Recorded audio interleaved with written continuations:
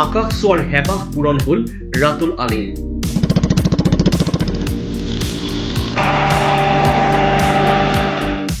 ইউটিউবত ভিডিঅ' চাই নিজে সাজি উলিয়ালে এখন বিশেষ বিমান।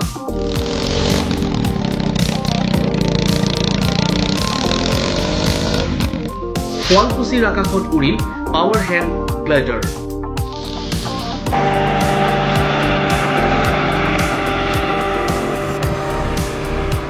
চেষ্টাৰ অসাধ্য একো নাই, মনত ইচ্ছা থাকিলে আকাশখনো যে চুই চাব পাৰি সেয়া প্ৰমাণ কৰি দেখুৱালে নলবাৰীৰ মোকালমোৱাৰ আদাবাৰীৰ ৰাতুল আলীয়ে।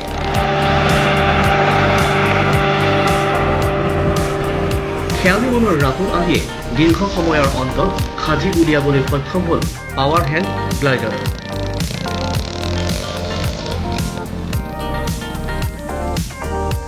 মোৰ নাম ৰাতুল আলী, মোৰ ঘৰ হাজো আদাবাৰীত হয়।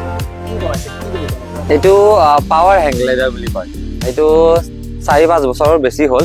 মই মানে বস্তুবিলাক এটা এটা পাৰ্ট কিনি আমাৰ ইয়াত সিমান বস্তু নাপায়। কিছুমান বস্তু অনলাইনত, কিছুমান বস্তু গুৱাহাটীৰ পৰা নিজে মানে আনি বনাই কেনে মানে এইখন বনাইছো।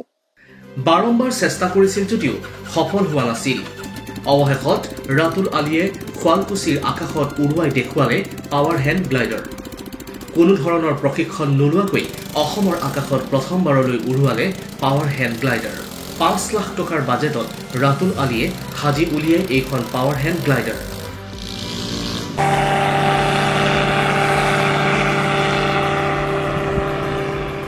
বহুত ইচ্ছা আছিল।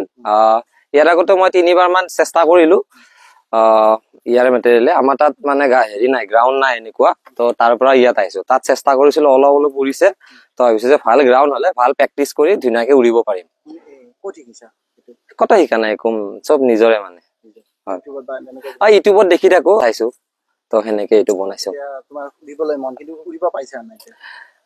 দেখাম আপোনালোকক, এবাৰ উৰি কেনে চেষ্টা কৰিম উৰিবৰ কাৰণে। মই যিহেতু ভালকে উৰিব নাজানো, মই প্ৰেক্টিচহে কৰি আছো। চ' প্ৰেক্টিচত যিখিনি উৰে সেইখিনি আপোনালোকক দেখাব পাৰিম।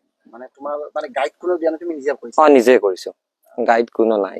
আমাৰ অসমত নাই এইবিলাক বনোৱা, কোনো নাই, কোনো চেষ্টাও কৰা নাই চাগে। এইটো পেট্ৰলেৰে হয়।